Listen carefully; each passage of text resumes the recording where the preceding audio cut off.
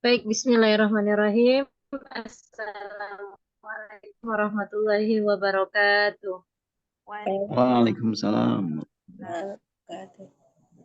Alhamdulillahirabbil alamin wassalatu wassalamu ala asrofil anbiya'i wal mursalin wa ala alihi rasulillahi ajmain. Asyhadu an la ilaha illallah wa asyhadu anna Muhammadar Rasulullah. Allahumma sholli ala Muhammad wa ala ali. Alhamdulillah, Bapak Ibu, Ustadz Ustazah yang saya hormati, terima kasih banyak untuk kesempatannya. Alhamdulillah, di siang ini kita bisa bersilaturahmi bersama nanti untuk berproses ya, membahas sedikit terkait teknik mengapresiasi anak. Sebelumnya suara saya terdengar dengan jelas ya, Us? Alhamdulillah jelas, Bunda. Jelas ya. Alhamdulillah, saya diberi topik terkait memberikan apresiasi terhadap anak. Ini saya izin share kok nggak bisa ya, atau saya minta tolong PPT saya tolong di share coba nih. Saya disable ini Mas untuk share PPT.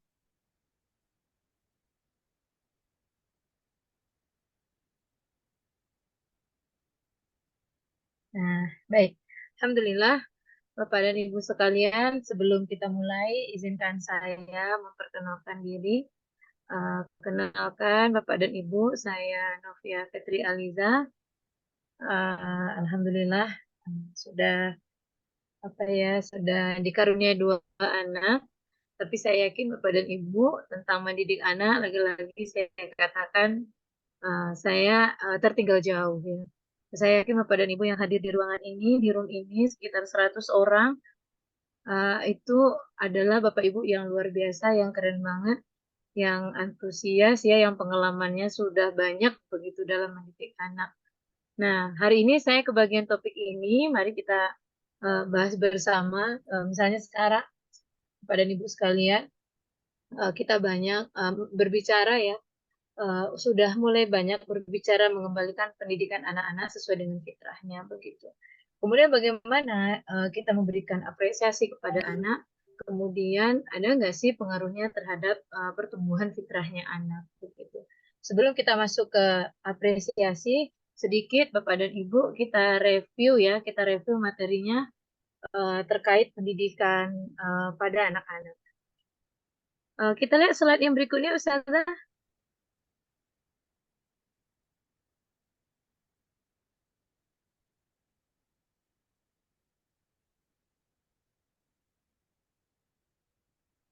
Baik, Bapak dan Ibu, kita lihat ya, misalnya di slide kedua di sini kita melihat apa sih ya, anak itu sangat memberikan makna ya, sangat bermakna dalam kehidupan kita.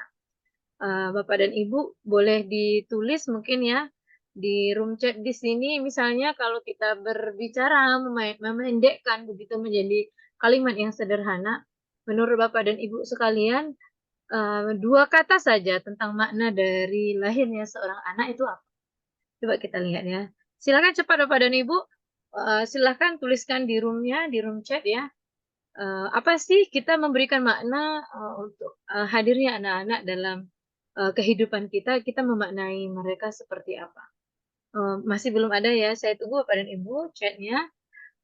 Kita memberikan makna terhadap anak kita itu seperti apa, kemudian nanti akan mempengaruhi bagaimana kita memandang anak-anak kita. Misalnya kalau dalam beberapa literatur ya, nah ini sudah mulai banyak ya, saya lihat nih, ini dari Bu Devina ya, anak adalah amanah ya. Kemudian anak sebagai amanah, anak adalah hadiah dari Allah ya, anak adalah anugerah, dan saya yakin banyak lagi ya, banyak banget ya kita memberikan makna terhadap anak. Namun Bapak dan Ibu sekalian, nah ini ada yang menyebutkan Bu Aisyah mengatakan anak itu adalah investasi dunia akhirat. Apapun makna yang kita berikan terhadap anak kita, beberapa hal yang perlu kita pahami, yaitu Bapak dan Ibu, anak itu ketika dia hadir dalam hidup kita, dia lahir dalam keadaan kita. Ya, anak itu ketika dia dititipkan kepada kita sebagai orang tuanya, Maka kita meyakini ya, saya yakini anak adalah penyemangat hidup ya. Jadi banyak yang mengatakan sesungguhnya dalam kehidupan ini orang tua lah yang membutuhkan anak, gitu ya.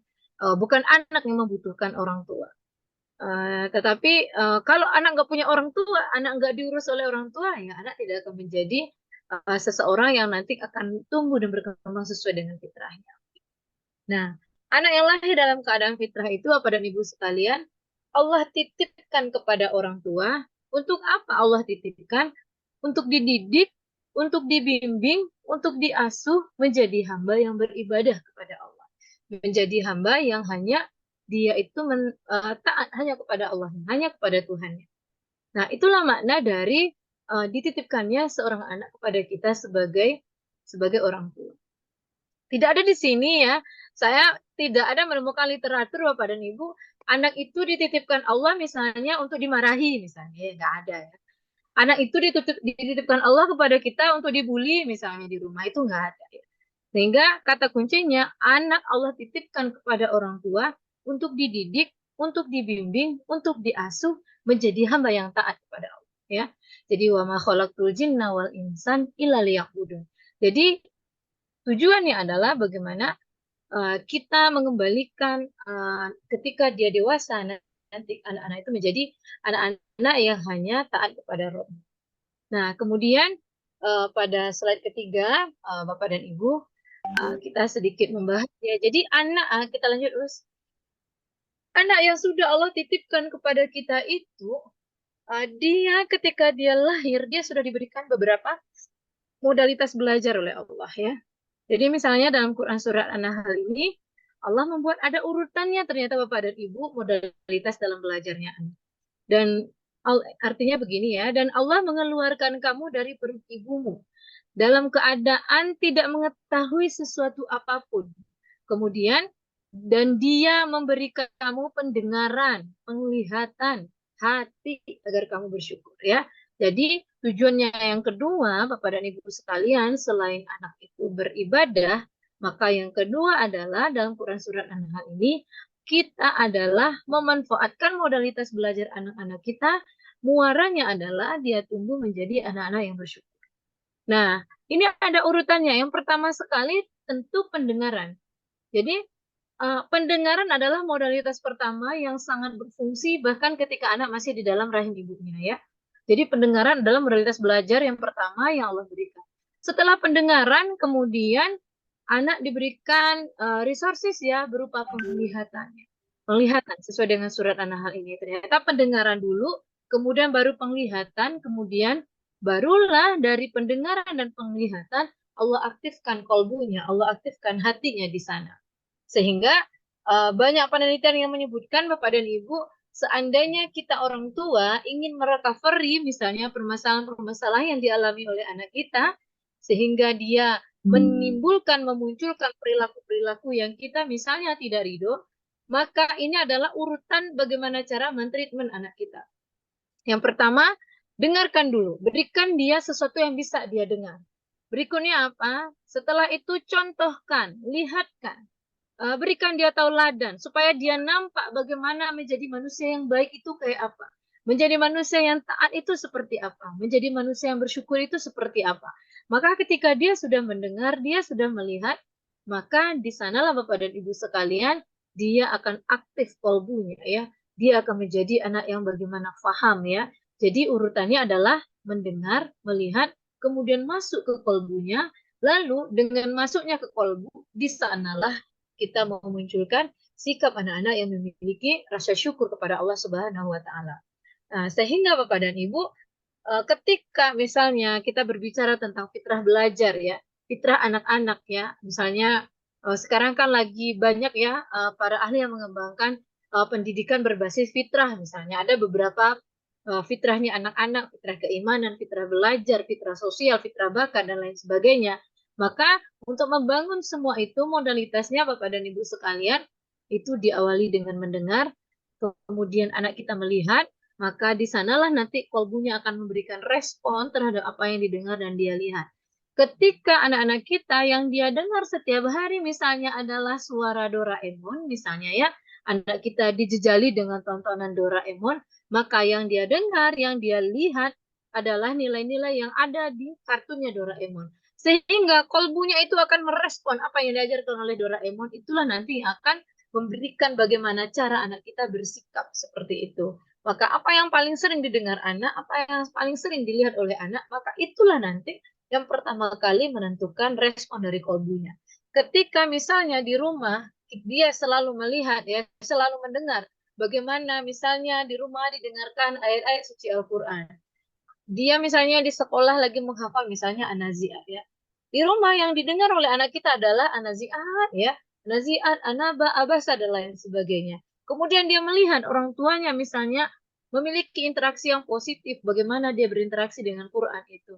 Maka Bapak dan Ibu anak kita, kalbunya meskipun dia dilahirkan dalam keadaan fitrah, itu akan semakin terasah dan semakin runcinglah dia dengan nilai-nilai yang kita terapkan di rumah. Tetapi apa yang didengarnya misalnya di rumah anak kita mendengar suara-suara game gitu misalnya perang-perang gitu Bapak dan Ibu sekalian kan sekarang lagi banyak anak-anak terpapar dengan video game misalnya ya. Anak-anak yang terpapar misalnya dengan kartun-kartun yang tidak memberikan kesempatan buat anak untuk lebih dekat dengan Tuhan ya, padahal fase itu adalah fase-fase perkembangan fitrah keimanannya, maka Bapak dan Ibu nanti akan ada yang rusak ya, ada rantai yang terputus begitu dalam perkembangan fitrah anak-anak kita. Nah, kemudian berikutnya Bapak dan Ibu, kita lanjut Ustazah pada slide yang keempat. Nah, jadi Bapak dan Ibu, ketika kita sudah memahami submodalitas tadi, ada pendengaran, urutannya ada penglihatan, kemudian ada hati, maka kita sekarang memahami bagaimana konsep fitrahnya seorang anak ya. Jadi Bapak dan Ibu, kalau zaman kita SD misalnya ya, mungkin kalau kita satu generasi, mungkin pelajaran SD kita sama, bahwa kita dikenalkan dengan teori yang namanya teori tabula rasa. Bahwa setiap manusia itu dilahirkan dalam keadaan seperti kertas kosong ya. Maka bagaimana lingkungan, apakah dia akan diberikan tinta berwarna merah, tinta emas, ataupun tinta hitam, itulah jadinya anak itu. Tetapi Bapak dan Ibu, konsep dari fitrah adalah sesuatu yang dia sudah memiliki ya, sudah diberikan. Kalau psikologi itu sering menamakannya dengan aime ya. Jadi anak itu sebenarnya dia itu fitrah, dia itu suci tetapi tidak kosong. Ya. Fitrah bukan berarti anak itu seperti kertas kosong yang siap ditulis apa saja, tidak. Fitrah ya, fitrahnya anak-anak itu dia sudah membawa potensi-potensi sejak dia lahir ya. Jadi dia sudah membawa fitrah keimanan itu sejak dia lahir. Bahkan kalau kita lihat ya dalam Quran surah Al-Maidah, Bapak dan Ibu sekalian, sebelum ruh itu dipertemukan dengan jasad dalam perut seorang ibu begitu ya. Kemudian Allah berkata, "Alastu birobikum" misalnya ya. Kemudian semuanya di situ, kalau kita beriman kepada apa yang ada di dalam Al-Quran, semuanya sudah jelas Allah katakan bahwa qala bala syahidna ya. Jadi semua orang sebelum lahir ke muka bumi ini, dia sudah memberikan kesaksian bahwa Allah adalah Tuhannya, Tuhan pengaturnya. Maka itu adalah fitrah, potensi ya. Jadi kalau dalam pendidikan pendidikan berbasis fitrah itu disebut dengan fitrah ya. Kemudian sederhananya Bapak dan Ibu, fitrah itu adalah potensi anak begitu ya. Fitrah itu adalah potensi. Nah, itu dibawa fitrah anak itu adalah potensi yang dia bawa sejak lahir ya. Nah, tugas orang tua Pak, tugas orang tua dengan potensi itu adalah melengkapi potensi itu untuk tumbuh dan berkembang menjadi lebih optimal ya. Jadi kalau dia tidak diberikan stimulasi, potensi yang dia bawa sejak dia di dalam perut ibunya itu sejak dia lahir, itu tidak akan berkembang ya. Kalau dia tidak diberikan gizi yang seimbang, maka potensi itu tidak akan bisa berkembang dengan optimal ya. Jadi misalnya ada anak makannya tiap hari air tajin misalnya ya, minumnya, makannya dikasih yang karbo-karbo, sehingga dia tidak memiliki perkembangan gizi seimbang. Meskipun potensi yang dia bawa sejak dia lahir itu bagus, tetapi tidak disokong dengan hardware-nya ya, tidak disokong dengan pertumbuhan fisik yang positif, maka potensi tidak akan berkembang. Atau misalnya anak lahir kemudian orang tuanya sibuk ke sana dan kemari lalu membiarkan alam yang membesarkan anaknya, anak itu tidak mendapatkan stimulasi yang positif, maka anak juga tidak akan bisa tumbuh dan berkembang potensi yang sudah dia bawa itu dengan optimal. Maka sekali lagi Bapak dan Ibu sekalian, tugas orang tua adalah melengkapi potensi yang sudah dibawa itu untuk tumbuh dan berkembang menjadi lebih optimal. Seperti itu. Nah, berikutnya Ustazah kita lanjutkan pada slide yang kelima. Nah, pada slide yang kelima ini saya memulainya dari usia 7 tahun ya, karena saya yakin ya, karena ini udah SOT yang keempat ya, mungkin fitrah keimanan itu sudah dibahas ya sebelumnya ya. Jadi di usia 0 sampai usia 6 atau 7 tahun itu teorinya ya, yang kemampuan yang berkembang di usia itu adalah fitrah keimanan. Kemudian berikutnya di usia 7 sampai 12 tahun Bapak dan Ibu ya, ahli itu mengelompokkan perkembangan belajar adalah fitrahnya ya. Jadi pada usia ini berkembanglah fitrah belajar itu. Sehingga misalnya kalau kita lihat dari aspek perkembangan otak Bapak dan Ibu, yang namanya otak untuk berpikir, yang namanya otak untuk bernalar, yang namanya otak untuk menganalisis, itu disebut dengan otak korteks. Otak korteks itu siap pakai di usia 7 tahun. Sehingga inilah asbabun nuzulnya ya, dari penelitiannya, kenapa pemerintah menetapkan anak-anak itu masuk usia sekolah dasar ya, itu di usia 7 tahun seperti itu ya. Nah, kemudian pada usia 7 sampai 12 tahun ini yang tadinya ketika anak kita sebelum berusia 7 tahun, dia dari egosentris ya, fitrah belajar itu, sekarang fitrahnya adalah berkembang menuju sikap-sikap yang sosial sentris ya. Jadi kalau pertamanya ya sebelumnya dia berkata ini bundaku, ini ayahku, ini mainanku, ini punyaku, ini rumahku. Nah, sekarang dia mulai berkembang menjadi sosial sentris ya. Jadi dia lebih butuh peer group dan lain sebagainya. Yang tadinya semuanya adalah tetap. Nah, sekarang dunianya mulai meluas ya, mulai meluas menjadi teman-teman yang ada di sekolahnya. Sehingga Bapak dan Ibu pada usia inilah kalau berdasarkan fitrah itu anak-anak diperintah untuk sholat ya. Sudah diperintah. Kalau usia sebelumnya diapain? Diajak, dikenalkan, ya, dicontohkan, didengarkan. Pada usia inilah baru mereka diperintah untuk sholat. Pada usia 7 tahun ya. Bapak dan Ibu. Kenapa? Karena dia siap bernalar, dia siap berpikir, otak korteksnya siap pakai pada usia ini. Nah, berikutnya Ustazah kita lanjutkan. Nah, kemudian Bapak dan Ibu, ternyata ada 4 hal penekanan yang harus kita kembangkan sebagai orang tua ketika kita ingin mengembangkan sikap belajar anak pada usia 7 sampai 12 tahun ini ya. Nah, kata kunci pada masa ini adalah bagaimana anak itu mampu kita bangun rasa percaya dirinya ya. Jadi pada fase-fase inilah proses membangun rasa percaya diri. Jadi ketika misalnya anak kita udah remaja akhir, tapi dia masih terlihat sebagai anak yang tidak percaya diri. Nah, coba kita evaluasi misalnya perkembangan di awal-awal masa 7 tahunnya, apakah dia oleh orang tua diberikan kesempatan untuk mengeksplorasi, untuk melakukan berbagai macam hal begitu, tanpa ada banyaknya larangan dan lain sebagainya. Maka pada masa ini adalah tumbuhkan rasa percaya diri anak-anak kita. Berikan dia kesempatan ya. Nah, kemudian yang kedua yang perlu diperhatikan, yang perlu ditekankan pada usia 7 sampai 12 tahun ini adalah anak kita harus kita upayakan keseimbangan antara teori ya, konsep-konsep belajar dan praktek. Jadi kalau misalnya kita memerintahkan dia untuk sholat misalnya ya, maka langsung itu di laboratoriumnya, di alamnya ya, bagaimana cara sholat. Kalau kita memerintahkan anak kita misalnya untuk menjaga bumi misalnya ya, maka kita harus praktekkan. Ini loh kenapa dia harus membuang sampah, diberikan teori kemudian langsung dipraktekkan begitu. Sehingga pada fase ini Bapak dan Ibu memang anak itu lebih diseimbangkan antara sesuatu yang kita ucapkan dengan mulut lalu sesuatu yang dia lakukan dengan tangan dan kakinya, dengan fisiknya seperti itu. Nah, kemudian yang ketiga Bapak dan Ibu pada usia ini yang menjadi penekanan pada pendidikan usia 7 sampai 12 tahun ini adalah arahkan Bapak dan Ibu bacaan anak kita di mana kontennya itu berisi tentang menggugah semangat dia untuk meningkatkan keterampilan sosialisasi dengan teman dan sosialisasi dengan lingkungan. Karena fase ini adalah fase-fase bagaimana anak kita, apakah dia bisa menjadi anak yang yang peduli dengan orang lain, anak yang bisa berempati, anak yang bisa memahami, anak yang memiliki keterampilan dalam interpersonal dan lain sebagainya. Sehingga ini menjadi fase yang sangat penting ya, anak kita kenalkan ya. Jadi semua bacaan-bacaannya sekarang mulai kita arahkan bagaimana dia tergugah secara semangat dia untuk melakukan aktivitas sosialisasi dengan teman dan lingkungan. Nah, ini yang paling penting Bapak dan Ibu, karena fase ini adalah fase membangun rasa percaya diri, maka orang tua harus menseleksi ya.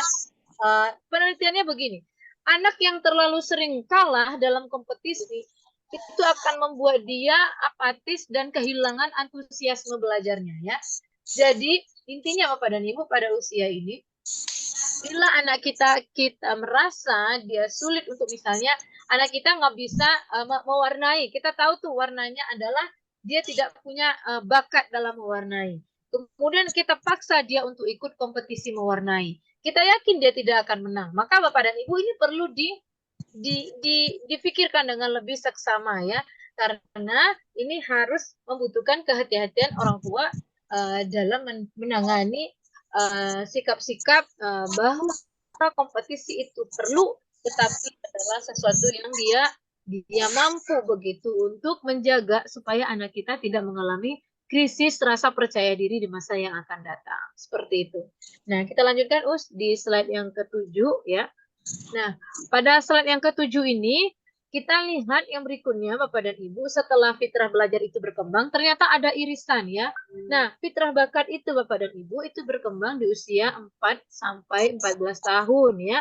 Jadi, ada perkembangan fitrah belajar dan fitrah bakat yang beririsan antara usia 7 sampai 12 tahun itu ya. Nah, sedangkan bakat itu sebenarnya sudah dimulai dari usia 4 dan nanti akan ketemu di usia putus-putus ya. Di usia 14 tahun.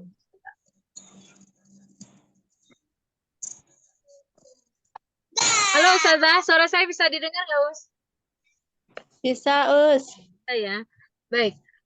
Nah, ini ada yang ngechat putus-putus ya, semoga udah bisa didengar. Nah, yang berikutnya Bapak dan Ibu, yang pertama kita lihat dalam Quran Surat Al-Isra ya, ayat 8. Allah berkata, tiap-tiap orang berbuat menurut keadaannya masing-masing. Maka Tuhanmu lebih mengetahui siapa yang lebih benar jalannya ya. Nah, kemudian ayat ini ditafsirkan oleh Ibnu Qayyim ya.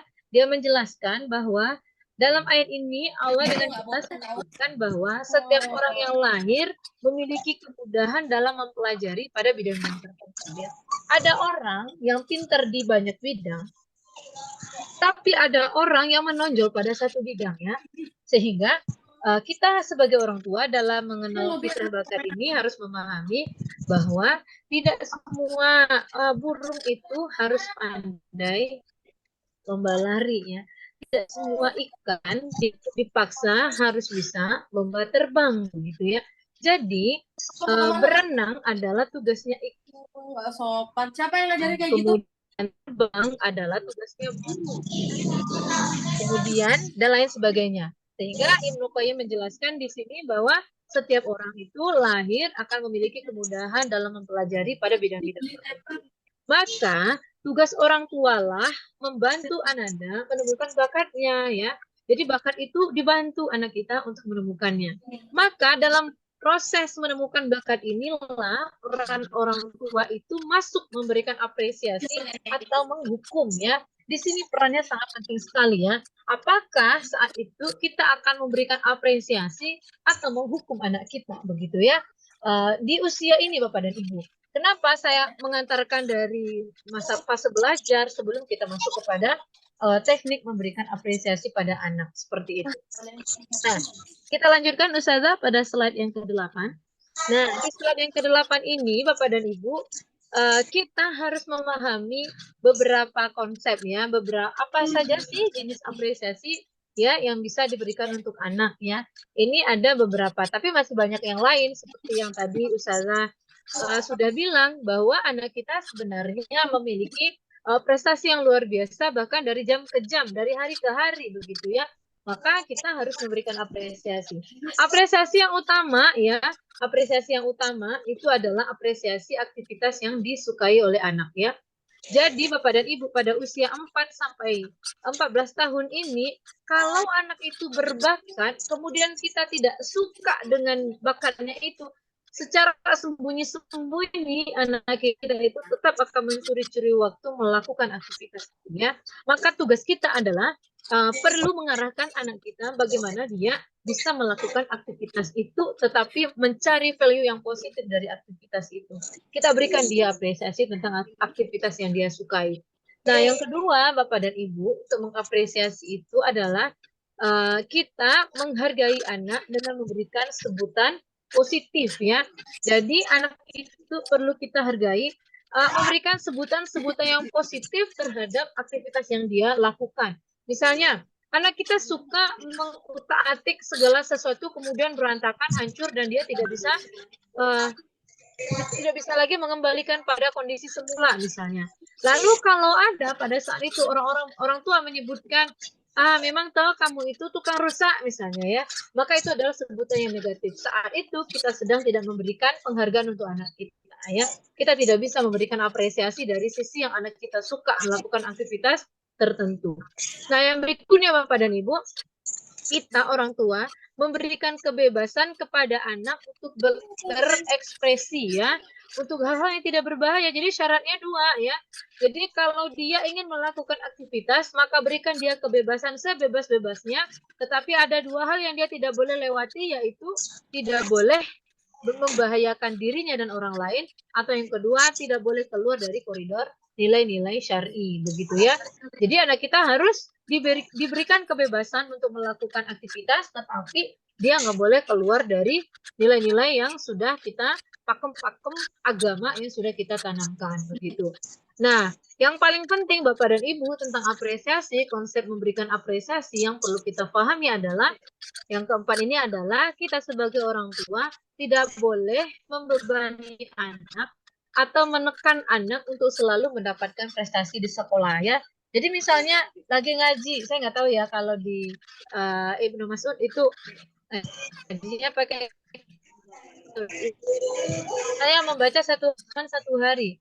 Pasti akan ada fasenya anak itu akan lulus atau tidak lulus dalam satu halaman itu.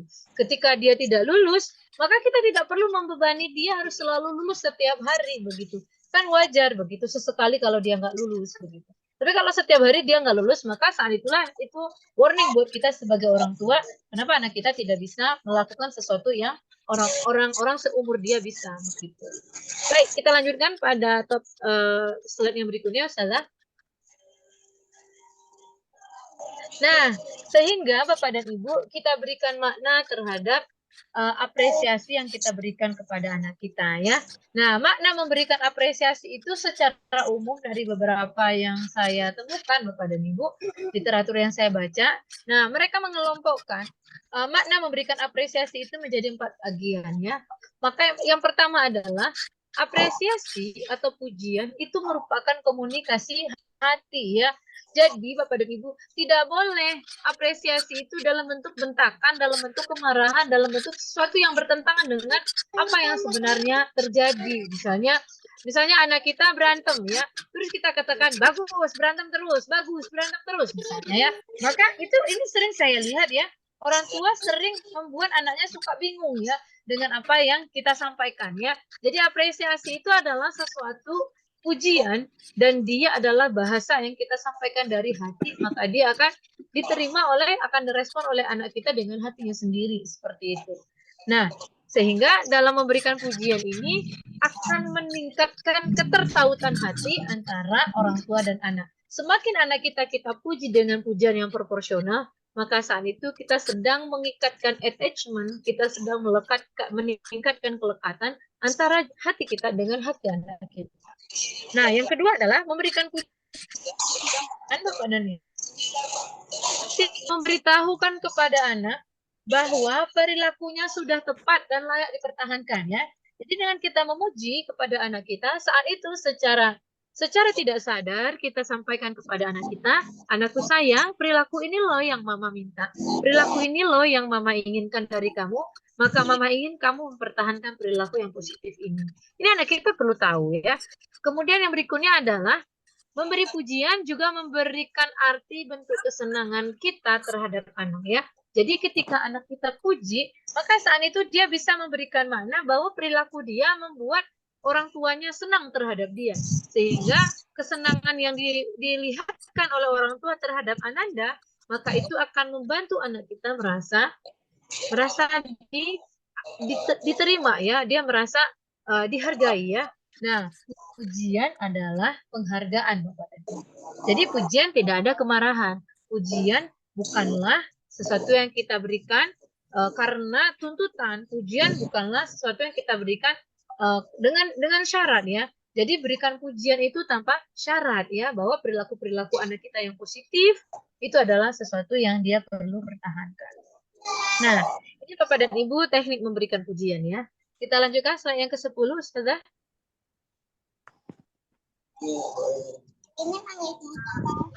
Halo Ustazah. Nah, pada slide ke-10 ini kita pahami dulu. Apa sih manfaat yang kita peroleh dengan kita memberikan apresiasi atau pujian kepada anak kita? Nah, Bapak dan Ibu, pujian merupakan salah satu sarana meningkatkan rasa percaya diri anak ya. Jadi kalau anak kita temukan bahwa dia itu minder, dia itu nggak pede, misalnya karena dia mengalami berbagai macam situasi-situasi yang spesifik ya, misalnya ada orang lain, seorang anak misalnya rambutnya berdiri misalnya, kemudian teman-temannya menjuluki dia dengan rambut landak misalnya, atau misalnya rambutnya jabrik misalnya. Nah, itu akan membuat anak kita mengalami penilaian yang negatif terhadap sesuatu yang dia tidak senangi. Tetapi kalau kita berikan pujian dengan apa yang dia miliki, lalu melahirkan rasa syukur, anak kita insya Allah tidak akan mengalami permasalahan-permasalahan yang confidence ya, rasa percaya. Nah, kemudian manfaat yang kedua dalam memberikan pujian Bapak dan Ibu, Ananda mendapatkan keamanan emosional. Karena dengan pujian yang kita berikan, dia merasa diterima oleh orang tuanya tanpa syarat. Penerimaan tanpa syarat yang dia dapatkan dari orang tuanya menimbulkan rasa keamanan bagi emosi anak ya. Jadi anak merasa bahwa dia merasa aman ketika berada di dalam rumah. Lalu rasa keamanan yang dia peroleh di dalam rumah inilah nanti yang akan dia kembangkan ketika dia berada di luar rumah, di lingkungan sosial, bersama teman, ataupun bersama orang-orang yang lain ya. Nah, yang ketiga, Bapak dan Ibu sekalian, pujian itu juga membangun motivasi anak ya. Jadi semakin anak kita puji dengan emosional ya, maka saat itu kita sedang motivasi dia untuk menjadi terus lebih baik. Nah, ini penelitian banyak banget Bapak dan Ibu, ternyata penelitian tentang depresi anak ya, sejak tahun 2010 sampai sekarang itu banyak banget dilakukan oleh para ahli ya. Hasilnya ternyata pujian itu bisa memberikan kontribusi salah satu berkontribusi dalam penurunan tingkat depresi pada anak-anak ya. Jadi anak-anak sekarang banyak yang mengalami depresi Bapak dan Ibu, tetapi salah satu mekanisme yang bisa orang tua lakukan untuk menurunkan keparahan ya gangguan depresi pada usia anak ini adalah dari memberikan pujian ya. Sedikit lagi ada kurang lebih 2 slide lagi Bapak dan Ibu. Pada slide yang ke-11 inilah intinya yaitu bagaimana teknik ya kita slide 11 ya, teknik memberikan pujian kepada anak. Nah, secara umum Bapak dan Ibu, teknik memberikan pujian ini saya mengelompokkannya menjadi 6 ya. Meskipun saya lihat itu banyak yang sudah membahas terkait ini, tetapi secara umum akhirnya saya kelompokkan menjadi 6. Nah, Bapak dan Ibu, kapan pujian itu akan memberikan efek pada anak? Yang pertama, ketika kita memuji anak kita dengan spesifik, perilaku apa yang kita puji? Nggak boleh kita katakan, ya Mama senang dengan kamu. Tanpa kita lanjutkan, harus dilanjutkan kalimatnya. Mama senang dengan kamu karena hari ini kamu sudah bisa bekerja sama kooperatif dengan Mama. Terima kasih ya nak. Nah itu adalah pujian yang spesifik ya. Misalnya hari ini anak kita bisa tidur tepat waktu misalnya. Itu adalah prestasi anak yang harus kita puji. Katakan pada dia, terima kasih anakku sayang. Semalam Ketika kamu naik ke kasur, kamu bisa langsung tidur dan tanpa ada drama misalnya ya. Atau ketika dia bangun sholat subuh, anakku sayang, ketika mama memegang tanganmu hari ini, kamu langsung bangun dan langsung sholat subuh tepat waktu. Terima kasih nak, begitu misalnya. Jadi pujian itu harus spesifik dan diberikan dengan sungguh-sungguh ya. Kemudian kualitas memuji lebih penting daripada jumlah pujian. Jadi memberikan pujian itu orientasinya adalah kualitas Bapak dan Ibu, bukan kuantitas. Bukan sudah berapa banyak kita puji anak kita, tetapi seberapa bermakna pujian itu, pujian itu seberapa bermakna kita berikan kepada anak, dan seberapa mampu anak itu pujian. Itulah yang paling penting dalam memberikan pujian, dalam teknik memberikan pujian kepada anak. Nah, yang ketiga, Bapak dan Ibu, ketika kita memberikan pujian kepada anak, pastikan ada kontak mata ya. Jadi saat kita memuji anakku sayang, mama bangga dengan kamu, pastikan mata dia melihat mata kita ya. Atau kalau dia tidak melihat, kapan perlu Bapak dan Ibu harus berikan sentuhan ya. Sentuh anak supaya dia memberikan perhatian khusus tentang pujian ini ya. Sentuh dia dengan tangannya, sentuh bagian kepalanya, sentuh bagian punggungnya, dan lain sebagainya. Nah, yang berikutnya, Bapak dan Ibu, fokus dari pujian itu adalah prosesnya ya, bukan melulu hasil yang diperoleh oleh anak ya. Misalnya meskipun hari ini kamu sholatnya terlambat, tapi kamu sudah berusaha dengan sebaik-baiknya untuk bangun dengan cara misalnya memasang alarm sekian kali, lalu kamu bisa bangun sendiri, meskipun tidak tepat waktu, tetapi nak hari ini kamu sudah berproses dengan baik. Maka itu perlu Bapak dan Ibu kita tekankan kepada anak kita supaya dia paham bahwa perilaku mana yang sedang dipuji ya. Nah, ini yang paling penting, ini harusnya garisnya merah ya. Ini harus menjadi perhatian kita bersama bahwa memberikan pujian dosisnya harus tepat ya.